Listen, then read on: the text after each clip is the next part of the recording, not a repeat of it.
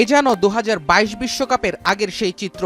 French ভাষায় déjà ভু বলতে যা বোঝায় ঠিক সেটাই দেখা গেল 2026 বিশ্বকাপের আগে। সেবারে লিওনেল মেসি বিশ্বকাপে যাওয়ার ঠিক আগে হ্যামস্ট্রিং ইনজুরিতে পড়েছিলেন পিএসজির জার্সিতে। এবারে জার্সির রং বদলালো, তবে বদলায়নি সমর্থকদের দুশ্চিন্তা। আর্জেন্টিনা ক্যাম্পে যোগ দেওয়ার আগের ম্যাচেই লিওনেল মেসি মাঠ ছাড়লেন ইনজুরি নিয়ে। ফিলাডেলফিয়ার বিপক্ষে ম্যাচে ইন্টার মায়ামি পিছিয়ে পড়েছিল 3-1 গোলে। সেখান থেকে ইন্টার মায়ামির জয় এসেছে 6-4 ব্যবধানে। 10 ম্যাচের থ্রিলারে মেসি পেয়েছেন জোড়া অ্যাসিস্ট, আর 2018 সালের পর ক্যারিয়ারে প্রথম হ্যাট্রিক তুলে নিয়েছেন লুইস সুয়ারেজ।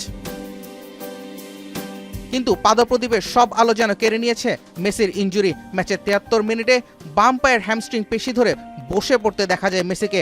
লিওনেল মেসির বদলি নামেন মাত্তেও সিলভেত্তি। LM10 এরপর আর ডাগআউটেও বসেননি, সরাসরি চলে যান ভেতরের ড্রেসিং রুমে।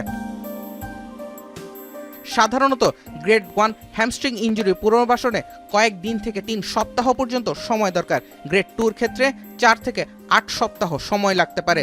লিওনেল মেসির চোট গুরুতর হলে বিশ্বকাপের শুরুর দিকে তাকে নাও পেতে পারে আর্জেন্টিনা। এর আগে ইউরোপা লিগের ফাইনালের ওয়ার্ম আপে আঙুল ভেঙেছেন দলের গোলরক্ষক এমিলিয়ানো মার্টিনেজ। জোড়া ইনজুরির সংবাদ বিশ্বকাপের আগে আর্জেন্টিনার জন্য বড় এক ধাক্কাই বটে।